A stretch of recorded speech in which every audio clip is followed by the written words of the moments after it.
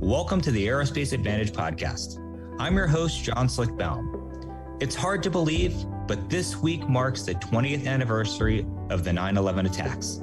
The impact of what transpired that morning can never be understated. And first and foremost, the lives lost, those terribly wounded, and the families directly impacted by tragedy and the physical damage. The direct impact was tremendous in scale and almost unimaginable in scope.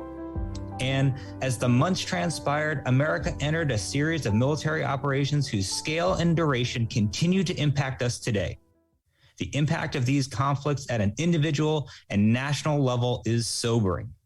And that reality is particularly poignant given the events in Afghanistan in recent weeks. But the events of 9/11 and beyond, while they are enveloped in grief and tragedy, also saw tremendous acts of selfless bravery, with Americans doing what they've done for generations, recognizing there are things that matter more than their individual safety and running headlong into danger to execute key missions, defend another life, or to help turn the tide when the chips are down and the odds were bleak. Simply put, that is the American spirit. Now, it's cliche that we all remember where we were on the morning of 9/11, and it's true. And I sure remember where I was. I was in my dorm room at Randolph Air Force Base going through the Introduction to Fighter Fundamentals course, which is a short course after a fighter pilot earns their wings to hone some basic fighter pilot skills. And I had 2 sorties left in the syllabus, and I was flying the second go. So I actually was up in the morning eating breakfast, and I said something to myself that my grandfather would say to me almost every morning. He would turn on the news and say, "Hey, let's see what's going on in the world today." And when I said that to myself and I turned on the TV, I watched the second plane hit the World Trade Center. And I knew at that moment the world was going to change. And I quickly called the squadron, and initially they said, "Stay put." And then about 5 minutes later, I got the call, "Hurry up and get to work. We all might be flying." And that says a lot about the impact that terror attacks had on all of us, from the most junior lieutenant to the senior most general and beyond. And that's how we're going to mark the 20th anniversary of 9/11, by speaking with 3 individuals who began that day as just another Tuesday, and in a matter of hours, they were thrust into situations they could have never imagined. As with so many of us, they would never be the same again. So with that, I'd like to introduce General John Jumper, the 17th Chief of Staff of the United States Air Force. He had just taken command of the Air Force on September 6th, and with the attacks forever changing what his tenure would be like. In fact, September 11th was his first full day at work as the Chief of Staff. So, General, welcome. Thank you, Slick. It's a pleasure to be here and join this group. And we also have Mitchell Dean, Lieutenant General David Deptula, who was a major general back then, and he was heading up the Air Force's Quadrennial Defense Review, congressionally mandated strategy assessment, and was just 2 corridors away from where the American Airlines 767 impacted the Pentagon. Hey, it's great to be back, Slick. And finally, representing the flight line perspective, we have our own Heather Penney, who was a brand new lieutenant at the 121st Fighter Squadron and took to the sky that morning to execute the air defense mission. Hey, Slick, happy to be here. Thank you. Thank you all for being here. And I know it's a difficult subject. General Jumper, I want to get started with you. You had just been sworn in as the Chief of Staff of the Air Force on September 6th. So if there was any or ever a Pearl Harbor type of moment in modern history, you found yourself in the middle of it that morning. So to set the stage here, how would you describe things as you woke up on September 11th? What was the national mood like? What were the top concerns in the Department of Defense? And what were your top concerns as a new Chief of Staff at this point? Well, that's there's a lot on everybody's mind, of course, globally. I think just as a nation, we were certainly aware of weapons of mass destruction, and we were waking up to religious radicalism. We've been through the Kosovo crisis, in 1999. We were certainly aware of the emerging power of China, but I think as on the world stage, we kind of thought these were all issues that were to be managed. They may have been on everyone's mind, but not at a critical level. there was a global awareness, a rising global awareness, but Friedman hadn't published his book about, the world is flat until 2005. So there wasn't this sort of global unification mentality. And of course, as the Air Force is concerned, our airmen had just been through a great demonstration of air power and combined operations with our allies in Kosovo in 1999. So we were pretty proud of ourselves and on top of the world at that point. So when you woke up that morning, I think there was not any awareness of the way our world was going to change at about 8:46 that same morning. Sir, thanks for that. And General Deptula, you were assigned to the Pentagon during this period, leading the Air Force's major portion of a major defense review. How did you and your team view the threats facing the nation at this point? And what were your biggest concerns? Was terrorism even on the radar yet? That's a great question, Slick, as it takes us back to a different time. That was the era of transformation. As General Jumper just mentioned, we just come out of Operation Allied Force, operations over Kosovo. And the Air Force was clearly focused on threats that have since manifested themselves in a big way, especially China. But I went back and dug in my notes last night in preparation and pulled out some of the QDR, the Quadrennial Defense Review chart. So here are the Air Force themes for the 2001 QDR. First, modern aerospace capabilities enable change in legacy warfighting. We were talking about alternatives and options like rapid halt, effects-based operations, coercive campaigns, and global reconnaissance strike, and an associated concept known as a Global Strike Task Force. 2, aerospace capability and employment have defined the revolution in military affairs, and the Air Force is transforming accordingly.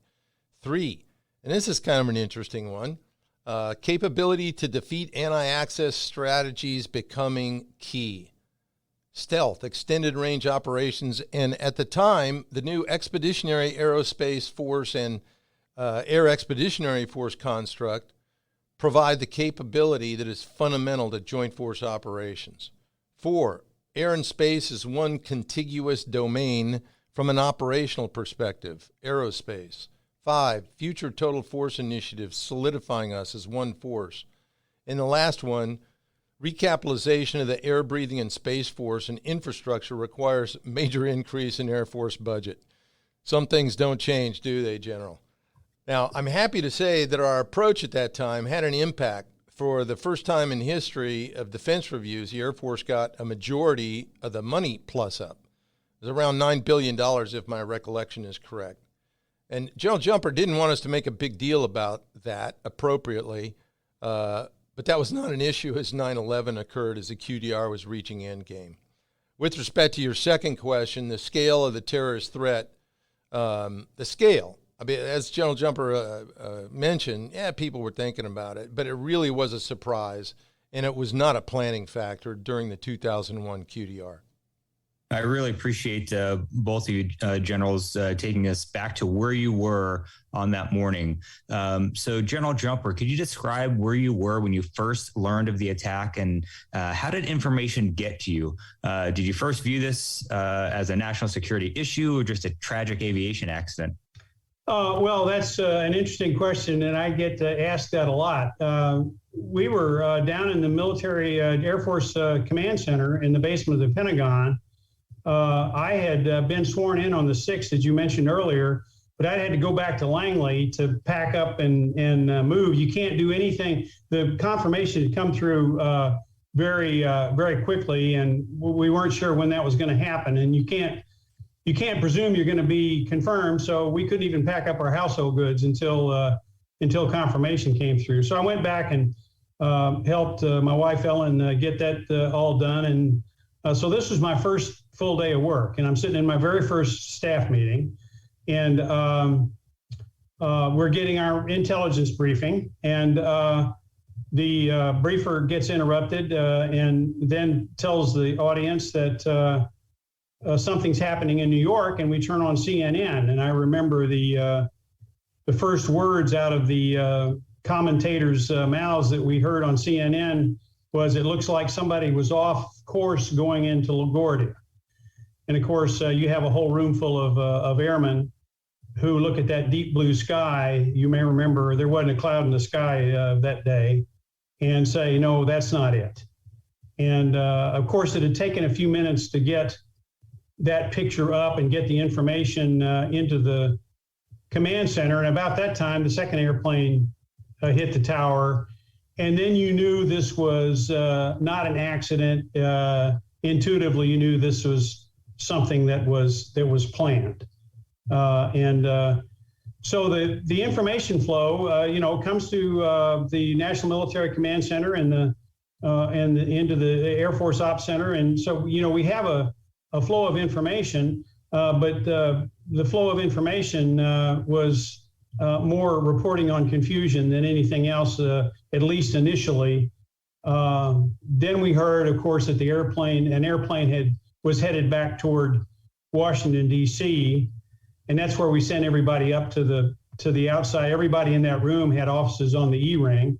We sent people up to the fourth floor to get people out of their offices areas, sort of toward the center of the building. I went up to the Secretary of the Air Force's office, Dr. Roach. He was standing in the window talking on the phone. I didn't know him that well at the time, but I grabbed him by the cuff of his collar and dragged him to his front door, with him protesting loudly, not knowing what was going on. And about the time we got to the door, the airplane hit the other side of the Pentagon. So those were sort of the first few minutes of my time as Chief of Staff of the Air Force. It is unbelievable. Well, on the other side of the river, Heather, as I understand it, you were at the Squadron when someone stuck their head into a meeting that you were in and announced that a plane had hit the World Trade Center in New York. How did you and your fellow squadron mates react to the news? Yes, so, we're in a meeting. There's no television, no radio. When one of our enlisted troops, David Callahan, again, like you said, just opens up the door, interrupts the meeting, and says an airplane hit the World Trade Center. And like General Jumper said, we all looked outside the windows from the ops building, and it was just a crystal blue day.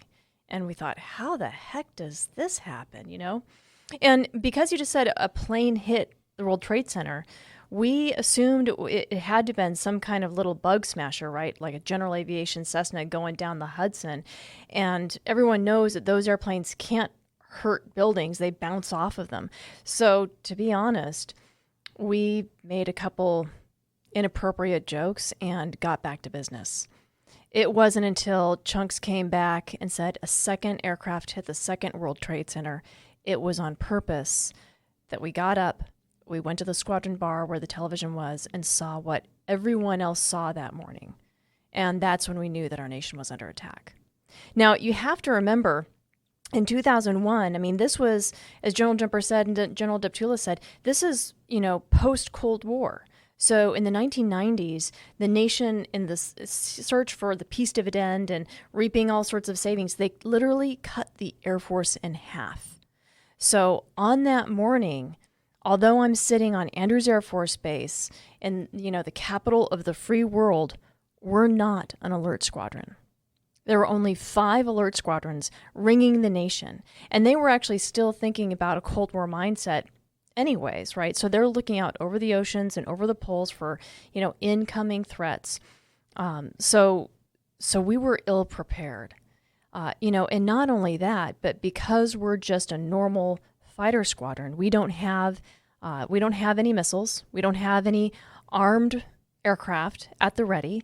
So, there's not that capability. And the other piece of it too is because we're not an alert squadron and we're a National Guard unit, we don't have the right command and control authorities. So NORAD, when they hit the red button and they scramble their fighters, we're not a unit that gets the call.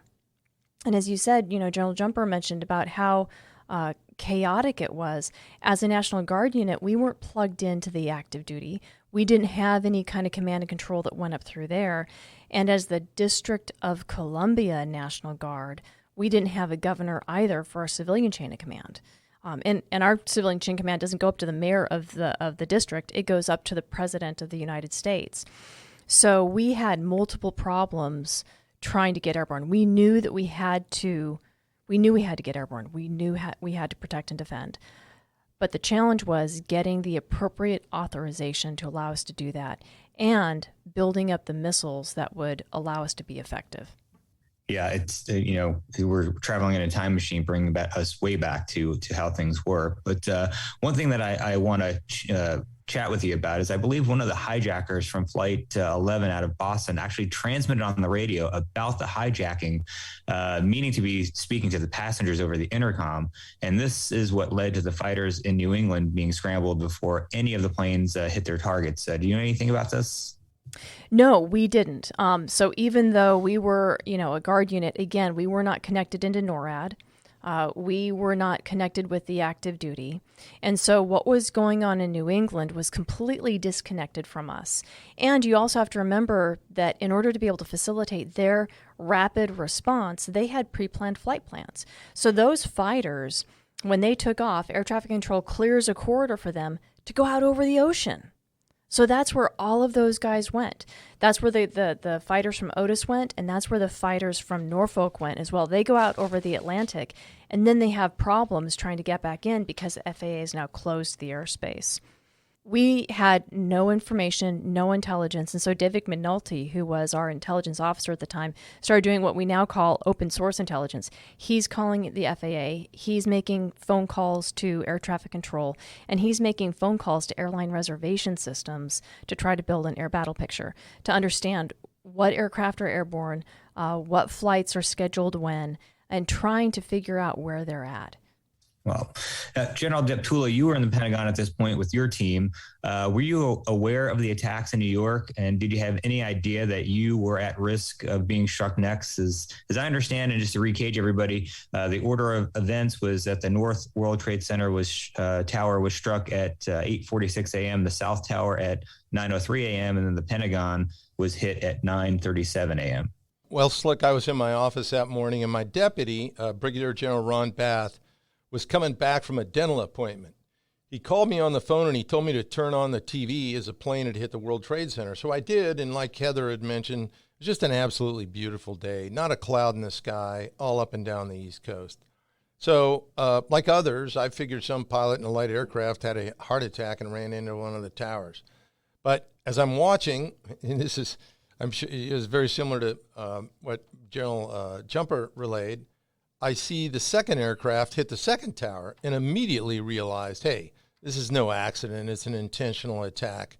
And believe it or not, my next thought was, the Pentagon would make a logical next target. But there wasn't a whole heck of a lot that could be done to prevent that from a seat in the Pentagon. So I went back to my desk and picked back up working on the last update to the chief on our progress on the Quadrennial Defense review. 30 minutes later, third plane slams into the Pentagon just 2 quarters away from where I'm at. Now, the system was not designed for this sort of attack. Air defense was aligned to defend against an external threat from a state actor, not a domestically launched terrorist threat of this magnitude. But that's a short rendition for what happened to me there in the opening stages of the attack and in our awareness. It's interesting to expand on that. I think, Dave, you and Heather both made the point. Our whole air defense system is designed to repel an external threat. And of course, as I speak around the United States, even today, I still get the question about, why weren't we ready to deal with this? And I just paint a little scenario. If I'd had perfect clairvoyance and I had known this was going to happen a month before the event and gone to the Secretary of Defense or my bosses and said, listen, this is going to happen and we need to start today practicing shooting down American airliners and American airspace full of Americans. We got to start practicing that today. They would have carted me off in a white jacket. So this was an imponderable until it happened, unfortunately. And of course, we've taken steps since then to look at this differently. But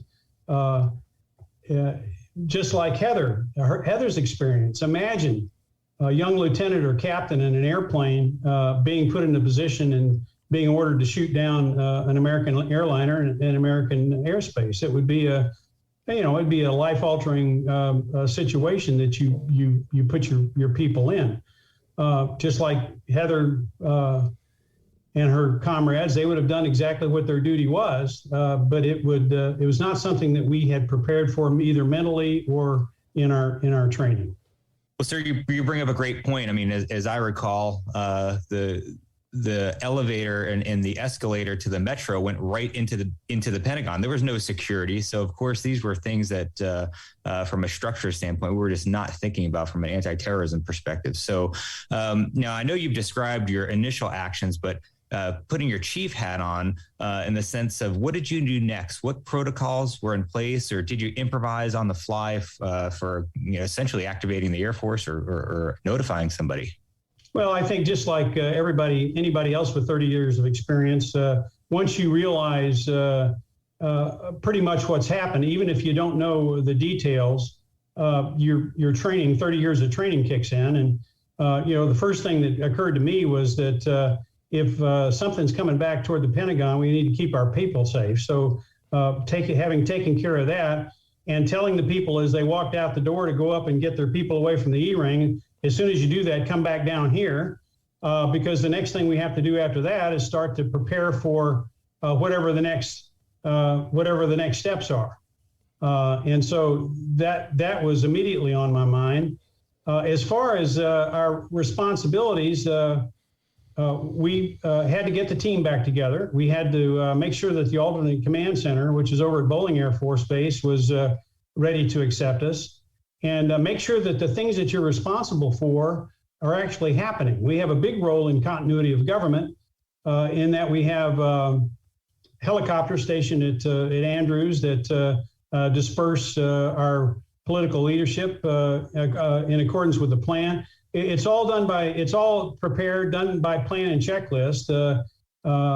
And just to make sure that all those things are properly underway, that the right information has been communicated to people who have to make a decision. And as the chief of staff, making sure that as we execute automatically those things we're supposed to execute, that no one has held their hand up and exercised a power of veto that says, no, we have to wait until we learn more, or we need to slow this down. There are things that have to happen, and that's what we made sure. Among them, of course, is Air Force One. Where's Air Force One? Where's the president? Not that I'm controlling any of it, but just making sure that we've got a handle on these things. The bulk of the responsibility, of course, laid with Ed Eberhard out at NORAD, and he's now worrying about the airspace, initial steps to decide what we're going to do about the airspace, about the fumbles in coordination with FAA, getting the sort of information that Heather talked about, with airplanes sort of heading in the wrong direction initially, going by their plans. And then I guess finally, it was just getting on the line to my counterparts, the other chiefs, and figuring out that making sure the team's together, that the Joint Chiefs of Staff is still the Joint Chiefs of Staff. Nobody's been hurt, and then taking steps to be as much help as we possibly can in the immediate crisis there in New York. So we sent a tactical hospital up to McGuire Air Force Base that came out of Langley. We set that up because we thought there'd be hundreds, if not thousands, of people injured, and of course they weren't. They were all mostly killed. But we sent the hospital up there. We put our available special ops helicopters up there, and we ended up being sort of the command center for FEMA because we had this elaborate setup that was ready to go, and they used it. So those were sort of the initial things that happened. And how about you, General Deptula? Well, the alarms went off almost immediately after the aircraft impact. And I went from my office to my execs right outside my door and contacted our divisions and told them to get out. I told my exec to ensure that all our Air Force Quadrennial Defense Review people were notified and accounted for. And then after a bit of time, excuse me, he let me know that they were. So my exec and I headed downstairs to the main Pentagon exit, but the police had blocked that exit off. In the process, I'd run into Lieutenant General Ray Hewitt, who suggested that we try the river entrance. So we headed over to the river entrance along the A-ring, watching the west side burn across the courtyard. It was a real zoo in the context of people crowding the halls everywhere. And somewhere in that confusion that followed, I got a hold of the Assistant Vice Chief of Staff, General Lance Lord, who was my immediate supervisor, to find out what he wanted me to do next. As a Quadrennial Defense Review Director, I was not in a critical billet, so he told me to go home. So my exec and I split up as he tried to find his car, and I figured there could be another strike. So I walked away from the Pentagon over to the yacht basin across the river entrance, and there tried to call my wife and others, to no avail, as the cell phone lines were all dead. And so that was kind of the immediate aftermath of what happened. You know, when you say that, sir, it just immediately makes me think back to as frustrating as it is in 2021 to try to make a cell phone call sometimes, that obviously our cell towers were not very robust back then as well. So, and now, Heather, you are over at the fighter squadron. Can you give us an idea of what's happening there? You obviously know about the strikes in New York. What chain of events played out at the squadron? And did you guys think that the National Capital Region would be the next target? So, Slick, we absolutely had to make the assumption that the National Capital Region would be a natural target, because we'd already seen 2 strikes. We didn't know how many others were airborne, and we had to make that assumption. So we knew that we needed to launch. We knew we needed to protect. We knew we needed to defend. So as I said before, our 2 major problems was getting the authorization to launch, because, I mean, as the military, we have to have the appropriate command, especially with what was on the stakes here. Civilian airliners with Americans on board are the hostiles. So there's no way that we could have just launched on our own with that being the situation, right? We needed to have the authorization and consent of our civilian leadership. You know, but the other part of it, but the other part of that too was we couldn't get launched and contribute to the chaos and confusion. So if people didn't know that we were good guys and that we were launching as part of that response, we could actually make a bad situation worse. So that's one piece. We have to work up the chain of command. The other piece is we have to get missiles built up, because we're not flying around in training with live missiles on board. And we also don't store them, in saran wrap that you just unzip lock and put up on a jet. So they've got to get built like Legos, right? So you got to put the explosives and the warhead and the fins and the rocket body and all that together. So we had to do that. The squadron leadership they were willing, Mark Sasseville, who was our director of operations, so he's the senior leader at the time of the squadron, our wing commander, David Worley. So they're like, this is what we need to do. Dan Kane, who's our weapons officer, calls down to the bomb dump and tells them, I need you to build up some AIM-9s, some heaters, and make them live. I need real missiles and get them as quickly as you possibly can to the squadron. So as they're working that, so General Worley is trying to do our traditional chain of command. And as I mentioned, General Sasseville and Phil Dog Thompson was our supervisor of flying. The 2 of them are trying to kind of short circuit our chain of command to try to get authorization from the White House. And they're calling our air traffic control tower at Andrews Air Force Base. They're trying to get a hold of the Secret Service, because if we think that if we can get a hold of the Secret Service, maybe they can get through to our leadership, the president, someone on his staff that'll be able to allow us to get airborne. So when did you actually get the word to launch, and who made the call, and why did they pick you to go? As I understand it, you were pretty junior at the time. We didn't get the word to launch until too late. The Pentagon had already been hit, and it wasn't until Vice President Cheney said, aren't there fighters at Andrews? Somebody get them airborne. So the White House jock actually called us and said, what can you get airborne? And that's when Mark Sasseville looked at me and said, Lucky, you're with me. Let's go.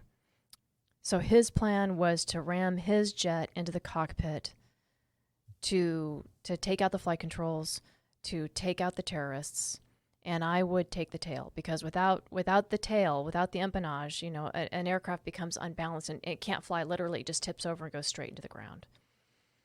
I've never asked why he chose me. I mean, I was very junior. I was a wingman at the time, but part of it was that he needed his more experienced flight leads, like Raisin, and we had Drifter Valentine had just shown up to the squadron, so another weapons officer. He needed that senior experience to lead the next tranche of flights that would be taking off. So, I mean, because we knew that if we were successful, this would be a suicide mission, there was no reason to take out two experienced, qualified flight leads.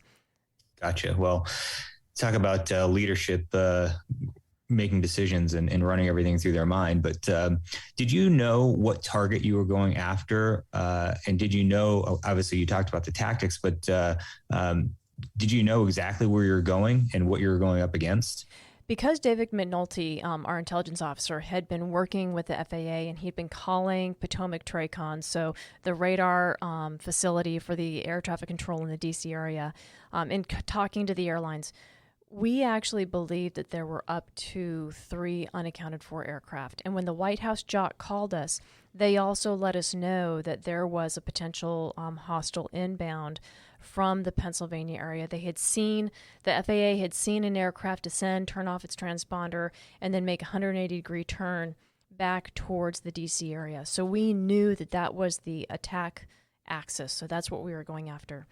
It wasn't until much later that we made the correlation that was Flight 93. Wow.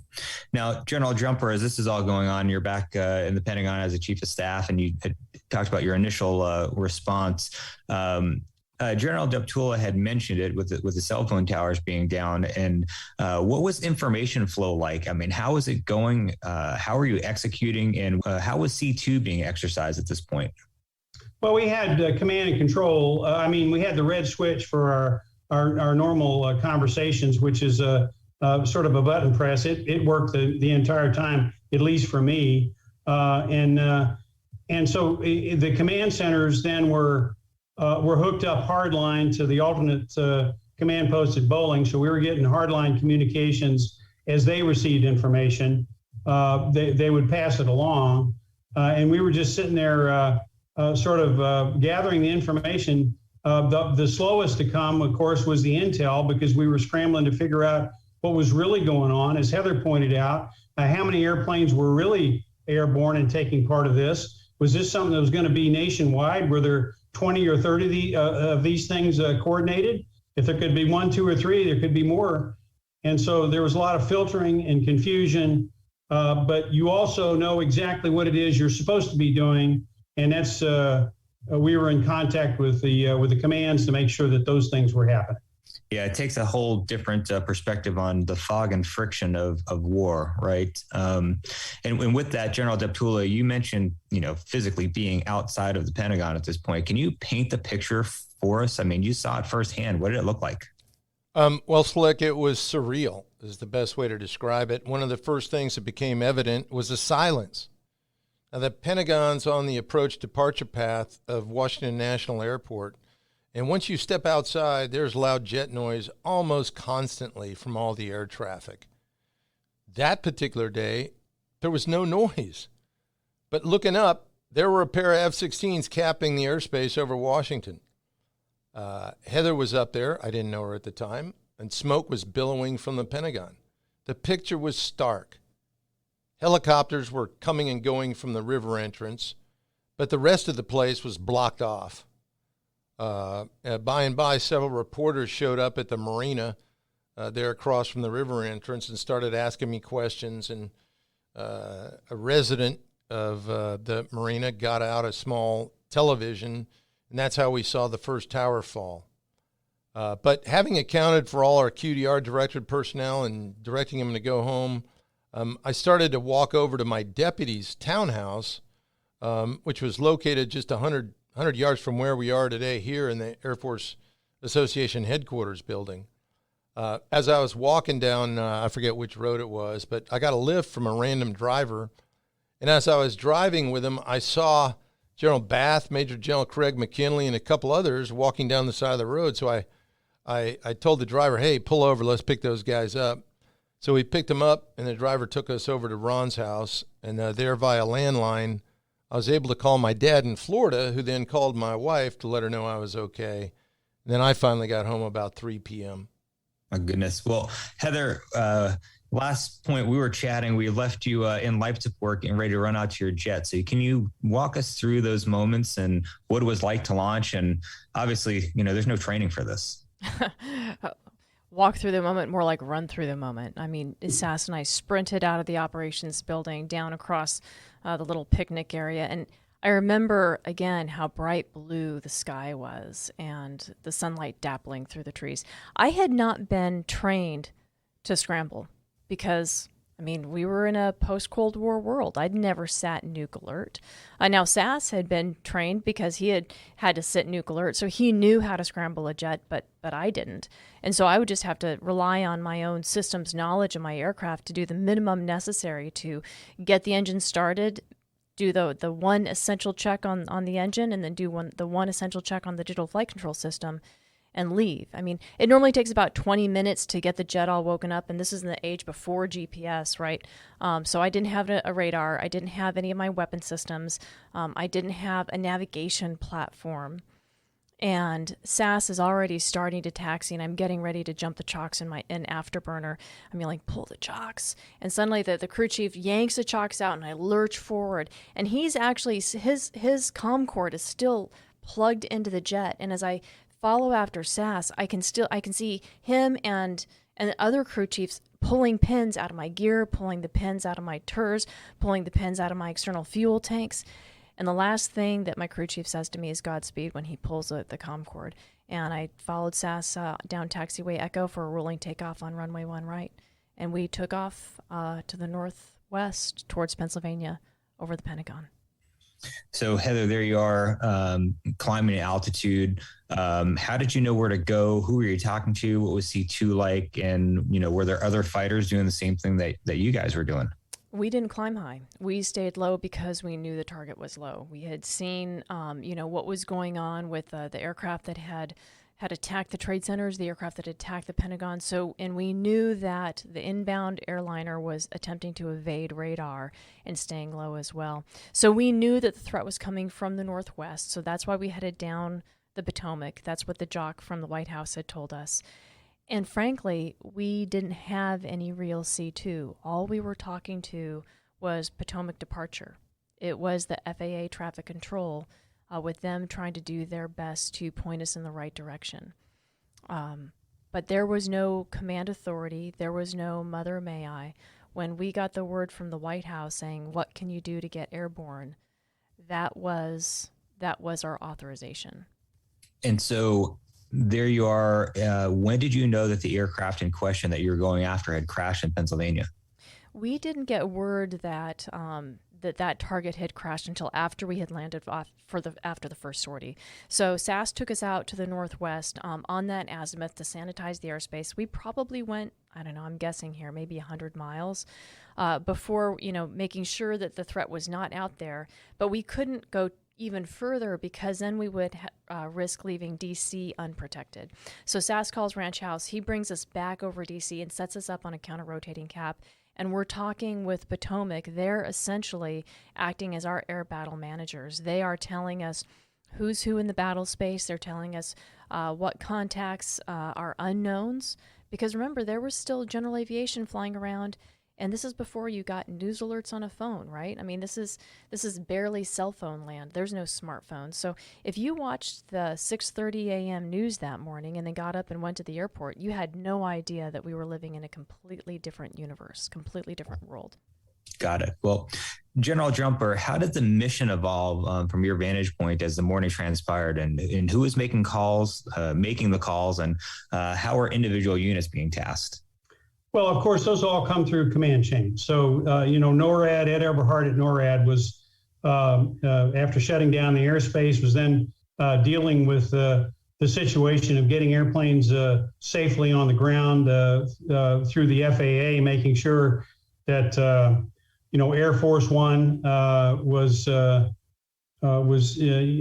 what we understood what it was going to do. And of course, the president was making the decisions about how he was going to position himself, making sure that the continuity of government was actually completed the way that it's supposed to be. All those things those are pretty much on automatic. So I was sort of confirming that, and then making sure we had the right connections with Central Command, that we had our planning staffs ready and energized to help and cooperate as soon as the situation, the Pentagon, settled down. As Dave said, they were scattered out. A lot of them went home and really only had sort of a commercial view of what was going on. But nobody could do anything until we got the Pentagon be cleared to work again, and we got our command communications squared away, so that we understood that all the steps that were planned to be taken were indeed taken. It's interesting.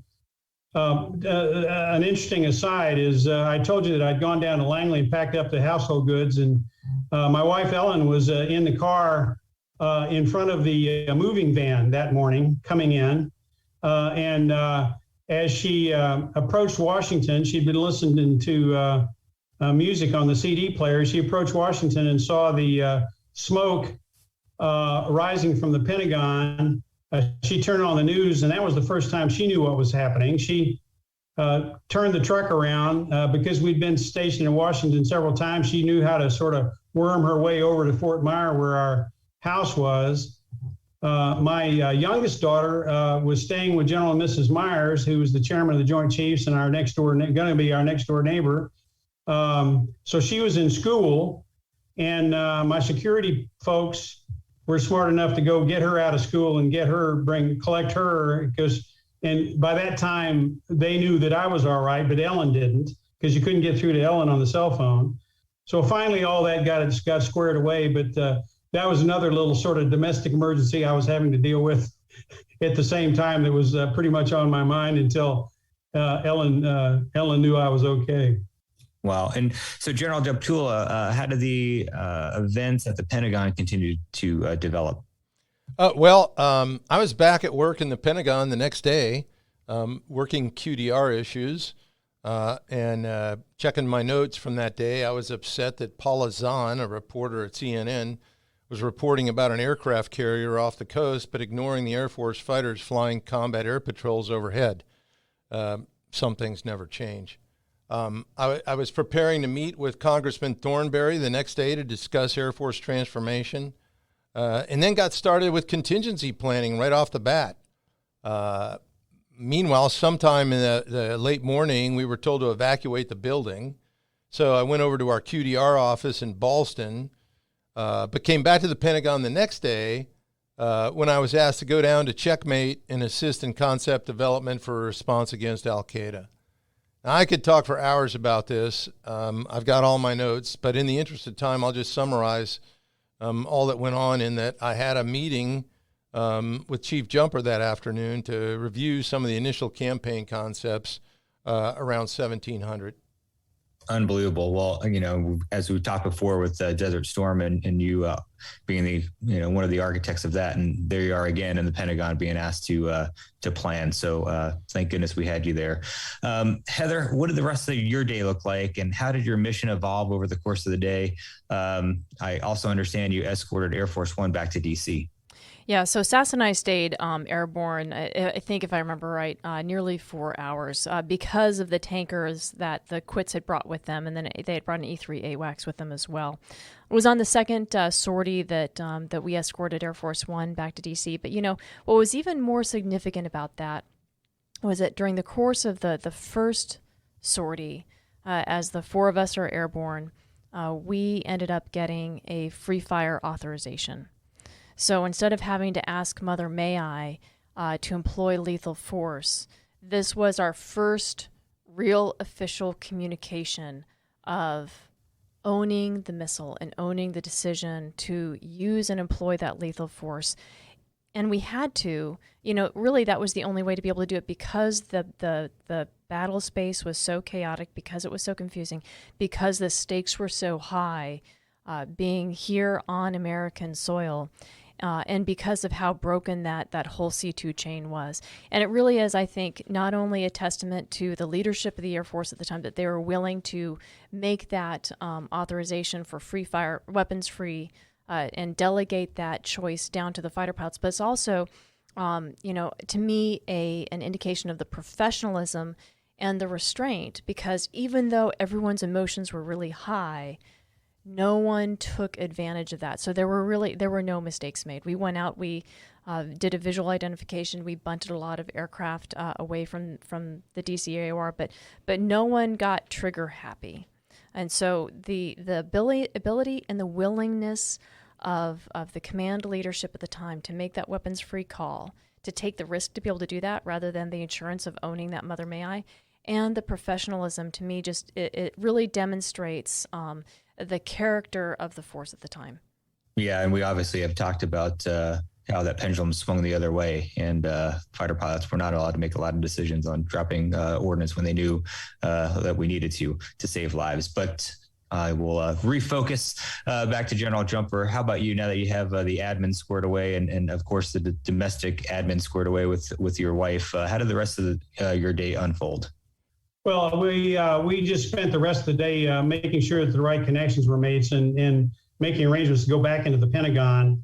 As Dave said, quickly organize ourselves with our advanced planning force we have in the Pentagon to plug them into the right people to make sure that with full knowledge we can employ and deploy and prepare our assets to do the job they needed to do. And then we sort of went into the wartime planning mode then, and communications with Central Command, with our air component, and making sure that they had everything we could make available to start the planning process or whatever the reaction was going to be. That was the rest of that day. The next day when we came back to the Pentagon, and the days that followed, meetings in the tank, of course, meetings with Secretary of Defense, just making sure that we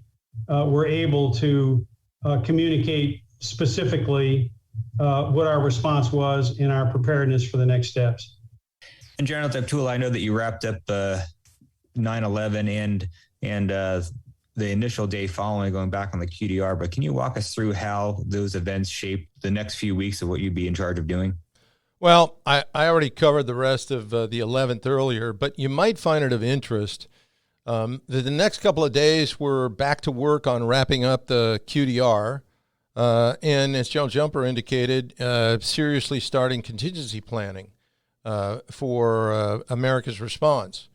I was in touch with Lieutenant General Chuck Wald, who was then the 9th Air Force commander, as well as with the folks down in Checkmate. My initial assessment of the early CENTCOM plans was that they were, and this is diplomatic language, unimaginative and too gradual. But the interesting twist for me was a couple of days after 9/11, I got a call from Chief Jumper who asked me to come down to his office. Now that wasn't very unusual because, QDR wrapping up, we almost met daily. But I did go down there, and when I got down there, he told me that he'd just gotten a call from Chuck Wald asking him if he would release me to come to the Mideast to become the commander of the Air and Space Operations Center to plan the air response to the 9/11 attacks. And so General Jumper asked me if I wanted to go. Now, I don't know what the expression on my face was, but I enthusiastically said, "Of course." "Okay, you got it," he said. And as I was walking out the door of his office, he hollered out to me some typical fighter pilot advice. "Don't screw up." But he used fighter pilot language, but I cleaned it up for the audience. And so about 10 days after I'm sitting at my desk working the finishing touches on the Quadrennial Defense Review, I find myself at Prince Sultan Air Base in Saudi Arabia planning the takedown of the Taliban and Al-Qaeda in Afghanistan. It's unreal. Pretty cool. Absolutely unreal. Well, now I've asked each of you about your respective roles, but I know each one of you saw tremendous acts of bravery and determination all around you. Anybody have any stories they want to share? Well, I mean, I never felt, after the airplane hit the Pentagon, I never felt my life was threatened. The real hero here is Heather and her colleagues over in the 121st and all those that went airborne. It never, I was in on the decision to go weapons free. And there was never any doubt in my mind we were doing the right thing with that. Anybody who's dealt with our airmen over the years and are aware of the sort of training we go through to prepare for eventualities that are surprises, which almost every combat mission has at least one or two surprises. Know that we have the right kind of airmen to make those decisions. So that was an easy decision. I know that there were people who ran out to the fire and help pull people out. All that was, I didn't witness that. I figured my duty station was getting the Air Force organized to do what it could do.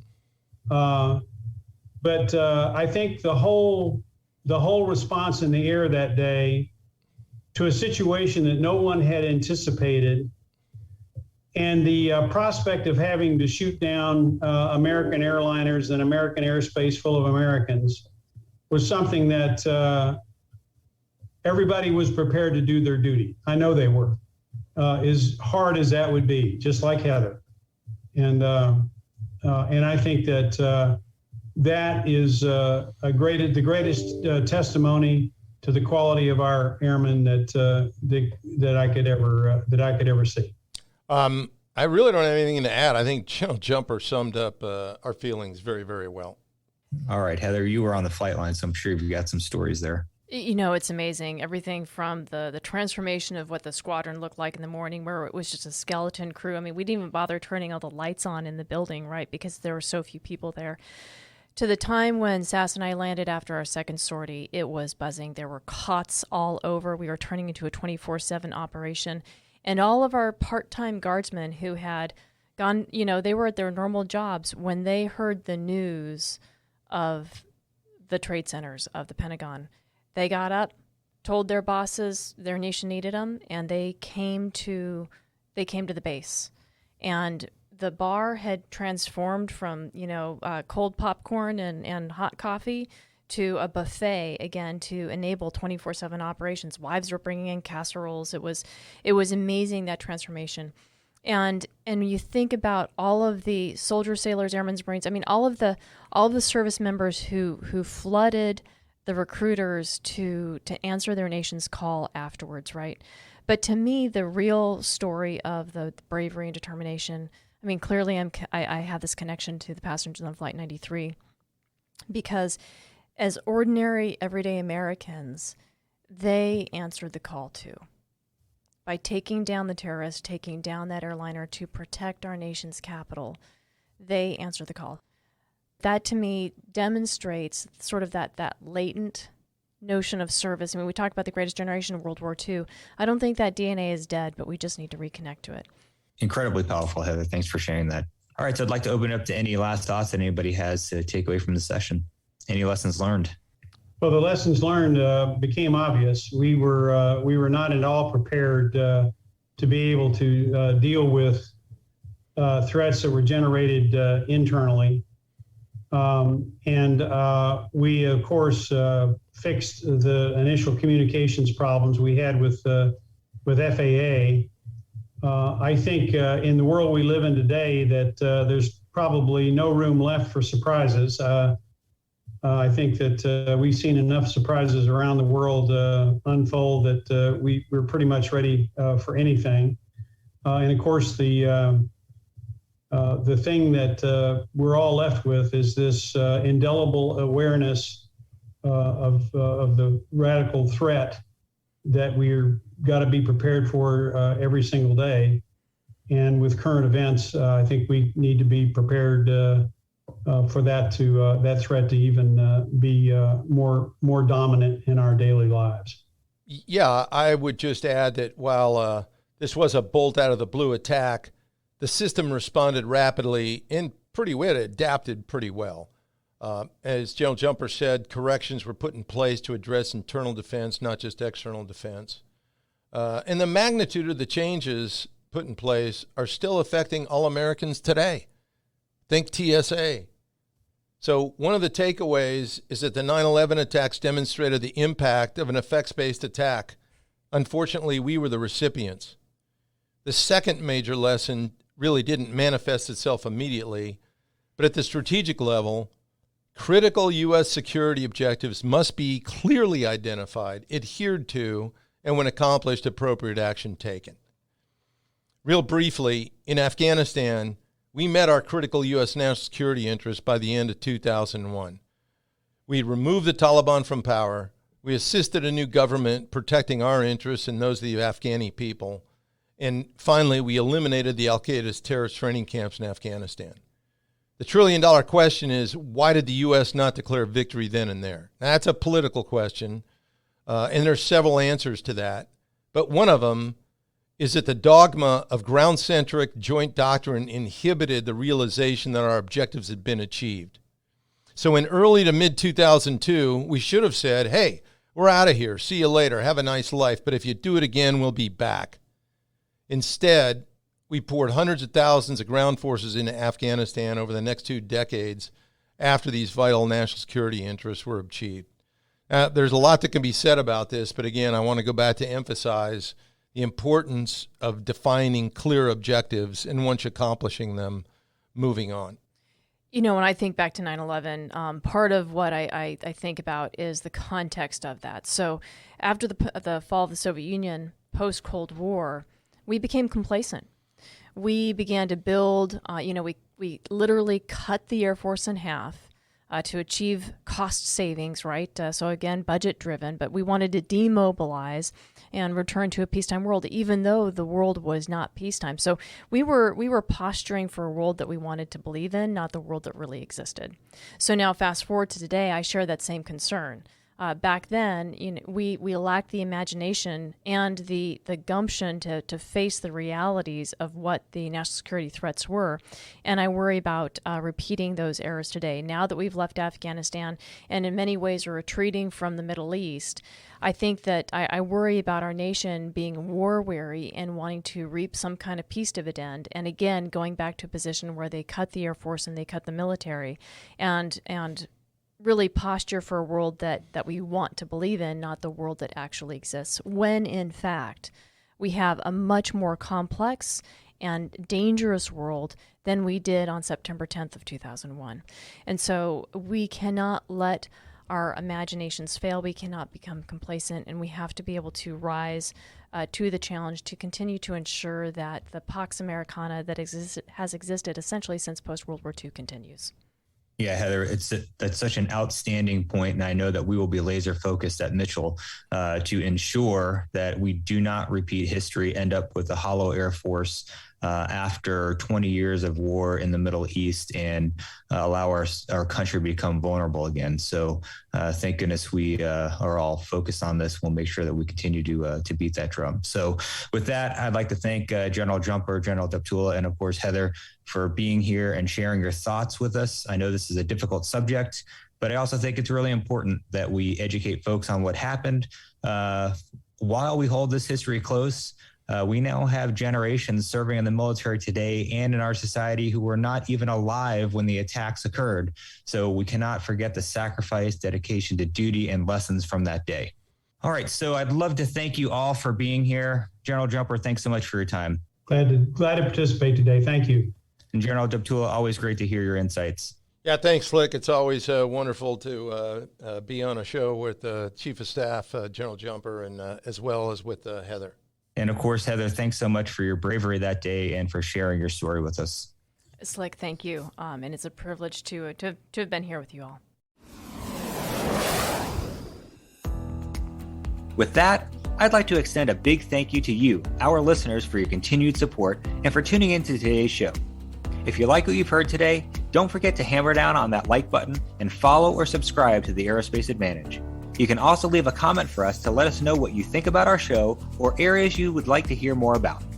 As always, you can join in on the conversation by following the Mitchell Institute on Twitter, Instagram, Facebook, or LinkedIn, and you can always find us at mitchellaerospacepower.org. Until next time, this is John Slick Baum. Stay safe and check 6.